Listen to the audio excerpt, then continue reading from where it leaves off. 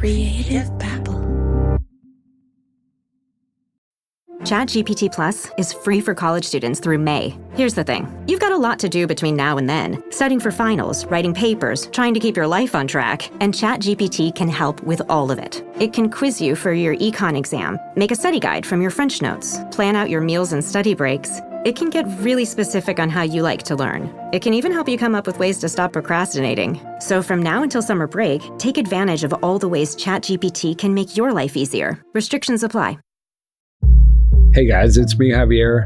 I am recording from the GISEC conference in Dubai.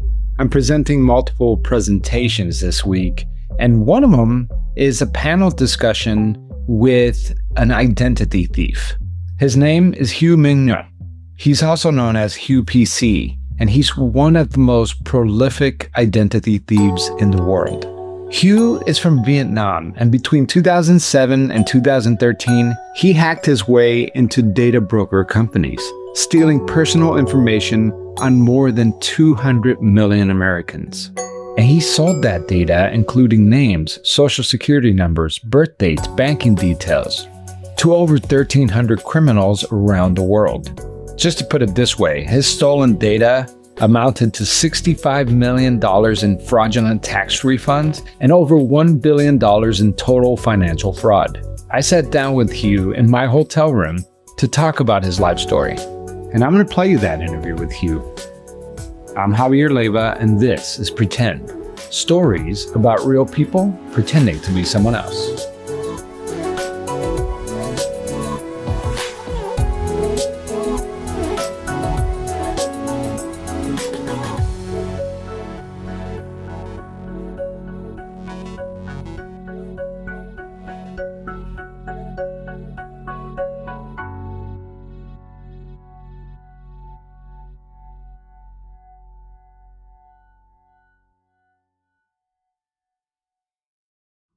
When did you decide that you were going to use your hacking skills to commit crimes? I mean, was that a conscious decision? Is that something you thought about, or did it just happen? Started hacking when I was 13 years old. It's kind of by accident. It wasn't by intention that I want to hack and steal money from the people or something like that. But it was this curiosity. Curiosity. I just want to challenge myself because, back then, computer and internet, it's kind of new to Vietnamese people. Yeah. Very new and very expensive. I went to a coffee shop, an internet coffee. Right, because back then you had internet cafes. Right, internet cafe. Because internet is very expensive. Yeah, not everybody had it at their house like we do today, right? Very slow. It's a dial-up. They call it dial-up. And when you connect to the internet, they're like, beep, beep, beep, and stuff like that. So, very expensive. So I went to the internet cafe. I met up this guy. Just a stranger. Because I passed through him, he was tapping something on the keyboard. Yeah. He went to some forums, it's very dark screen and dark background and stuff like that. Looked very cool to me. Yeah. And I asked him what kind of forums and website is it. And he told me this is underground hacking forums in Vietnam. And I said, wow, this is something new to me. I never thought this is, the internet to me is just Yahoo Messenger back in the day, Google, email, AOL or MySpace. That's all. Yeah. But then, he showed me that. I say, just show me, guide me into this. And then he showed me how to set up the account. And then it just flowed my mind, it's over there I can learn so much stuff that in the school, they don't teach that. Right. And it was like the wild west of the internet. Like anything was possible, right? Like anything possible. You didn't even know what the limit was, right? And so I could kind of see, because the man I'm standing in front of, it doesn't seem like a dangerous criminal, right? But you kind of went down this rabbit hole, right? When I started hacking, it's just for fun. First, he hacked into 2 data brokers directly, Locate Plus and Microbuilt, stealing credit card information of thousands of people and then selling it on the dark web. Hieu told me that his career as an identity thief almost came to an end while staying in New Zealand. So I ran back to Vietnam. So how did you know you were about to get caught? Because the police, they called me, they locked my bank account, and then I find out, wow, I couldn't withdraw money. Right. And then were you worried that were you worried that on the way out, they were gonna try to arrest you or something? At that time, you couldn't even leave. I just leave. You just left. Like nobody checked anything. Wow. Back then, no such system, no kind of like things weren't talking to each other. Right. So I got lucky. I got back to Vietnam. So when I got back to Vietnam, I relaxed for 6 months. Didn't do anything. Didn't touch the computer because I was so scared. Yeah. And I promised with my parents, I don't do anything stupid again. Technically, I brought my parents' heart. They feel so disappointed at me. Yeah. Hieu told me that his career as an identity thief almost came to an end while staying in New Zealand. His friends in the Vietnamese hacking community tried to drag him back in. So, I told them, I don't want to touch that anymore. I'm so scared. But they told me, that there is another business better and safer for you. Why steal one credit card at a time when you could grab millions of identities in one single shot? The answer, data brokers, the same companies that legally sell your personal data from apps and websites. For Hieu, it was like shooting fish in a barrel. At that time, no stolen identity market on the internet yet, during the 2009, 2010. So I took like 1 month gathering on the list of the data broker companies in the US who selling the identity data to law enforcement, even lawyers. Yeah, and that's what people don't realize, right? No. That data is a commodity. Right? And these companies, when you sign up for something, they're creating a database and they sell it. And then they sell it, right? That's how, that's why when you use these platforms, like online platform for free. Yeah. But technically you're not free. Right. You are just a product. Right. You are the product. You're not a customer. Right. If social media is free. Right. Because Google free. Yeah. Right. But what they're getting out of it is your data. And that data could be sold to other companies. Nobody knows. Right. Nobody knows. Nobody knows. When I got the list of all the companies who selling the data, right? I hacked into a few of them. So I got into the system for a few months. I opened a website. I thought everything good, but it couldn't last long. Because when you hack into the system, they fix it. They find out a problem, they fix it. So it's kind of like a cat and mouse game. It takes too much work. Yeah. So I say, no, this is not working. Because, as a cyber criminal minded, I want the money. I don't care about the data. I want the money. And so I find out there is a way to officially to get their account from these data broker companies. If he can't hack his way into data broker companies and steal the data, then maybe he could just pay them and become a customer. Skip tracing data is meant for professionals, private investigators, bail bondsmen, debt collectors, attorneys, even law enforcement. It's the kind of information that you use to find someone who skipped town or disappeared. These databases include names, date of birth, current and past addresses, phone numbers, social security numbers, driver's license, family members, even employment history. But this isn't data that you or I can just buy off the street. To access it legally, you need credentials. Private investigators must provide licenses, debt collectors and attorneys must verify their businesses. The system is supposed to keep out anyone with bad intentions. And Hieu figured out how to beat that system. Instead of stealing data one person at a time, he found a way to open a legitimate account with the US data brokers. But he wasn't an investigator, he was just impersonating one. This is how I did. I always seen on the list of all these private investigators in the US. I got on the list of all the email addresses of any cyber and any private investigator. Right. They also have like private investigator license. And that's what I did. Because when I get the private investigator license, I can apply for a legitimate account. So I find out, the way to have that is I have to do phishing. Phishing is a type of cyber attack where criminals trick people into giving up sensitive information, like passwords, credit card numbers, or access to their computers, by pretending to be someone they trust. It usually happens through fake emails, text messages, or websites designed to look legitimate.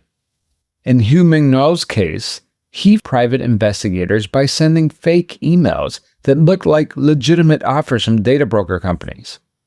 If just one private investigator took the bait, clicked on that link, they would unknowingly install malware. So I send the phishing email to them.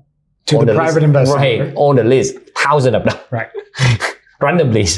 Because one of those is going to bite. Right. One will bite. Like most of them might not. Might not. I But don't one care. of them will. Only one will. It's Right. fine.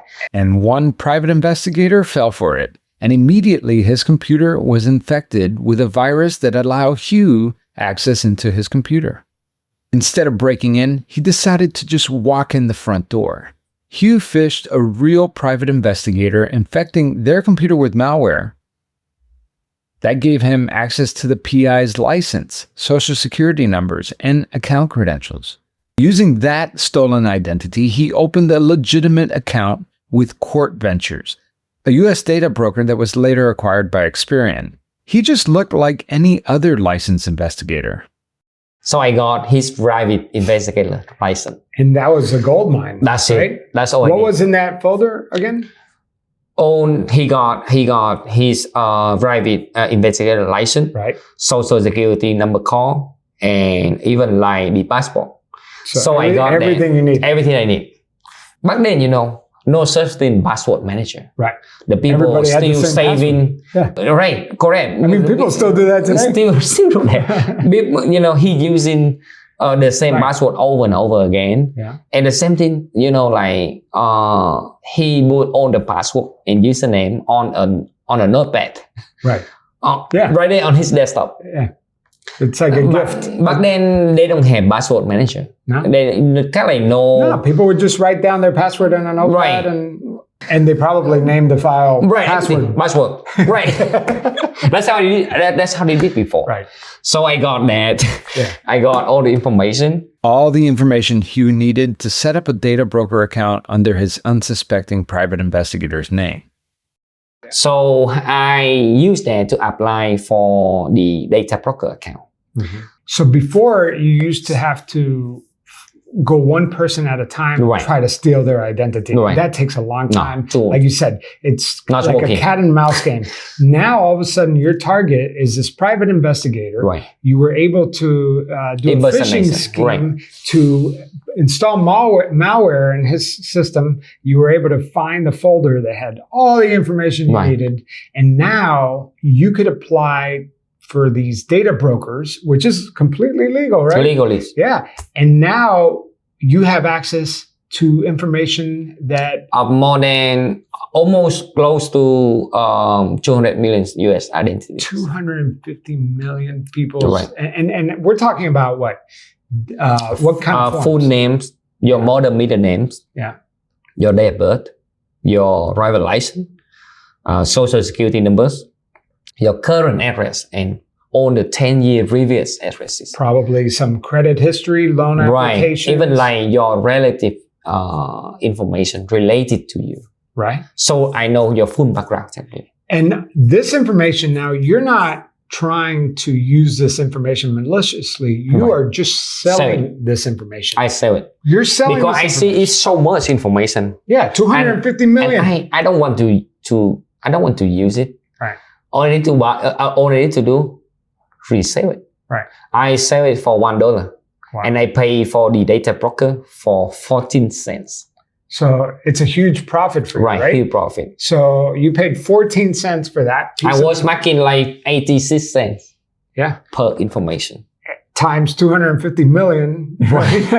That's kind of like almost more than 200 million US US dollars. Right. And we laugh, right? Because it's so absurd how much information you got out of people. And it almost seems abstract, right? That these aren't real people. This is just real people. This is just information, right? And when somebody buys the data that you're putting out there for sale for $1, right? What can they do with that information? Back then, like during my time from 2009 to 2012, when I was selling this, all I know they using it to bypass the credit card transaction authentication, and the second thing they use that to open the credit card bank account or get a loan, or even like impersonate as somebody. Yeah. And basically, those like illegal immigrant. Yeah, they can use those identity. They steal your identity, right, to become you. And that happens all the time. All the time, even now, right now. And you also mentioned that even getting somebody's tax refund. Right. I know right after now. When I got arrested. Right. When I got arrested, the federal judge in New Hampshire, he told me that he received more than 10,000 letters from the victims. More than 10,000 letters. And one of the letters, she couldn't afford the loan. She lost on the tax return because the cyber criminal, using that to get the tax return from her. And this is probably somebody that really even needed destroys her credit line. Yeah. On the her credit score very low. She couldn't afford a loan, a car. But you're not thinking about this. No. Right? When you're doing this, didn't think too much about it. I think it's just information. Yeah, to you, it's not just data. Related to banking. It's not related to... You're not thinking that you're destroying this woman's life, right? I feel like even until now, I'm kind of like terribly, feel very bad, like feel like disappointed in myself. Because I couldn't believe that, I feel like a serial killer, technically. Yeah. But back then, when I was doing that, I never thought about because it. Because you weren't seeing the people, right? I didn't see it. I didn't see the damage and the harm that's what kind of, this information I saw for the cyber criminal using it is I never thought about it, For years, Hieu Minh Ngo stayed one step ahead, hacking and selling identities by the millions. No borders, no faces, just data and money. But while he thought he was building a network of loyal customers, one of them was quietly building a case against him. The U.S. Secret Service had gone undercover.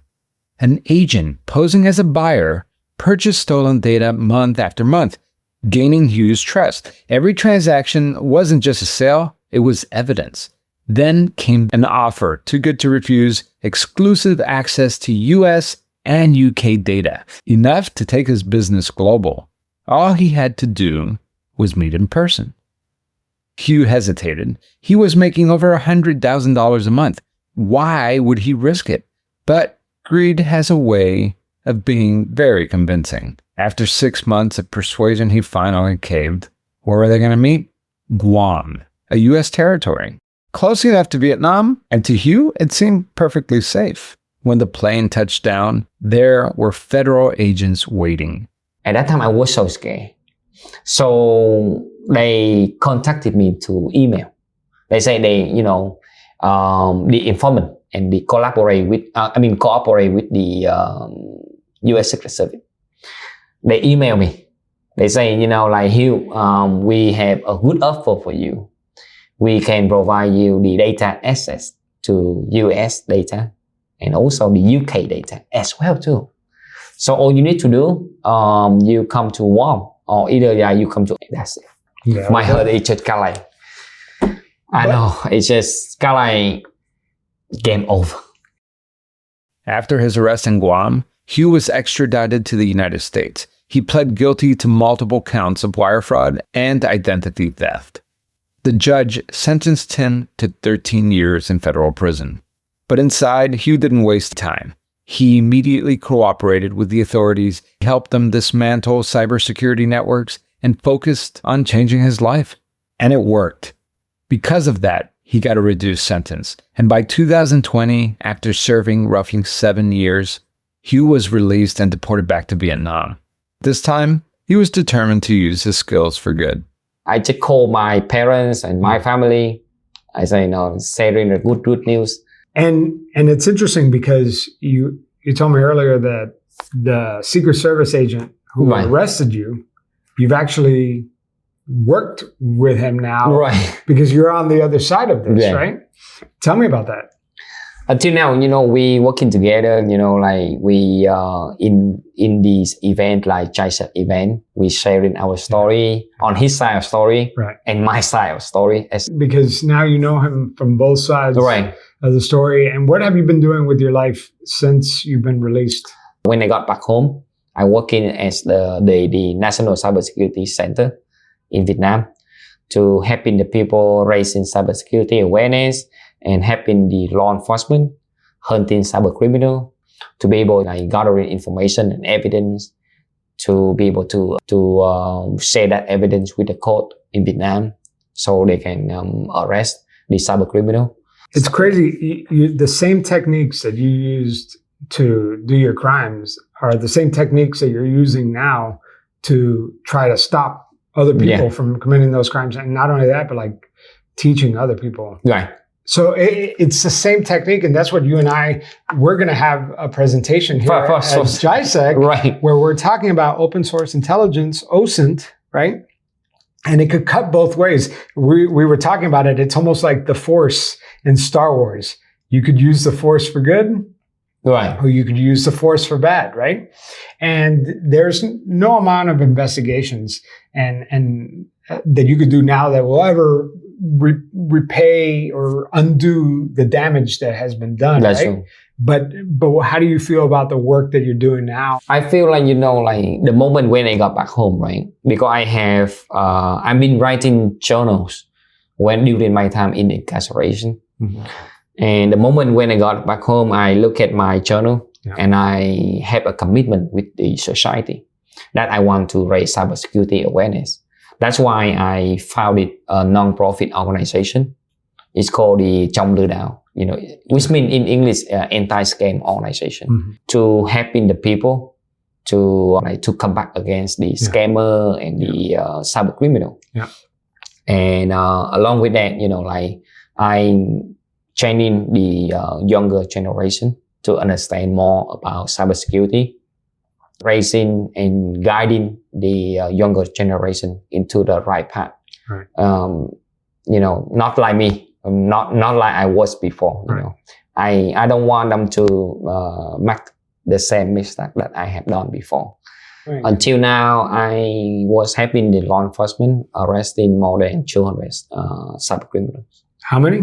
More than 200 cyber criminals. 200. Right. Wow. And that's just been the last 4 years. Right? Yeah, it might be the last 4 years. Yeah. Right. Well, keep doing the work that you're doing. But the thing, arresting cyber criminal, sometimes easy. But to recover the money for the victim is another part. Right. Most of the case that I have done is even you arrest the cyber criminal, you couldn't recover the money. Right. And it's tough because on my show, I usually talk to con artists that sometimes they don't start with the intention of ripping somebody off, right? So it could be somebody that that wants to create a win-win situation. We're going to do this thing and it's going to help me out. It's going to help you out. And take, for instance, a Ponzi scheme. And then it gets a little out of control. Things start going south and they're going to throw you under the bus because they got to save themselves, right? So it's almost like a situational type of con artist. What we're talking about today is people who have taken this as a career. That's their job. Right now, this is a career. Right now, it is enterprise, cyber criminal enterprise. Yeah. It's not like more than 10 years ago, right? I'm working by myself, alone. Right. I'm kind of a lone wolf, no collaboration with anybody. It's almost like now it's like a company. Corporation. Yeah. You have a lines of computer, you have manager, you have IT, infrastructure, engineering, you have programmer, They even have like support agents. Support? like customer support? Customer support. They have like employees, and their employees own scam. Yeah. But I think even during this conversation that we're having, if you're listening and you're freaking out, we've already talked about some simple things you can do, right? Don't save your password in a notebook. No. I bet the majority of the people listening today use the same password over and over again. And something that simple, having a password manager, I know it sounds complicated, but man, can it save you a lot of trouble, right? A lot of trouble. And you're always using the two-step authentication. Yes. And the second thing, I noticed that before the people are saving the username and password on sensitive information on their computer, right? Yeah. Nowadays, they saving on their smartphone. Yeah. And on their smartphone, we have the Notes app, right? Right. And I always tell people, if you're going to have one unique password, it should be your email. Right. Because if a cyber criminal gets a hold of your email password, that's it. They lock you out of your life. Everything. Your life. Everything. Everything. Email and phone number is kind of the key. And your iCloud. The main key of everything. Yeah. Right. If somebody could get into your iCloud, that's it. They know your location, they got all your pictures, they got everything. They even can lock your phone. Yeah, they'll lock you out. And you can't use your phone anymore. Yeah. So, well, Hieu, thank you so much for sharing your story. I know it's not easy to talk about, right? Because this is not something you're proud of, but you should be proud of the work that you're doing, especially. I feel like, I'm kind of like an open book. And I would love to share my story as a lesson for kind of like expensive lesson for any people, especially younger generation, to understand and to do the right thing and to be a better person. All right, so that was today's episode. I'd like to thank Hieu Minh Ngo for sharing his story, and also to everyone I met at the GISEC conference. It's been an incredible experience, and I even got to hang out with pretend collaborator Vishal Khan. You might remember he's the ethical hacker that I worked with on the stalker case and on a sextortion case that I never really published. But that case, by the way, Vishal stayed up all night gathering evidence that I had handed over to him. And we were able to identify the suspect in the case, and we handed it over to law enforcement. And hopefully, law enforcement's going to act on that information. We didn't air the episode out of concern for the safety of the victims, but he and I have collaborated in the past, and we are planning to collaborate in the future. There is a big project that we're working on together, and it's super exciting. So stay tuned for that. All right, signing off from Dubai. Next time we talk, The Bachelor, and I will be back in the US. Take care.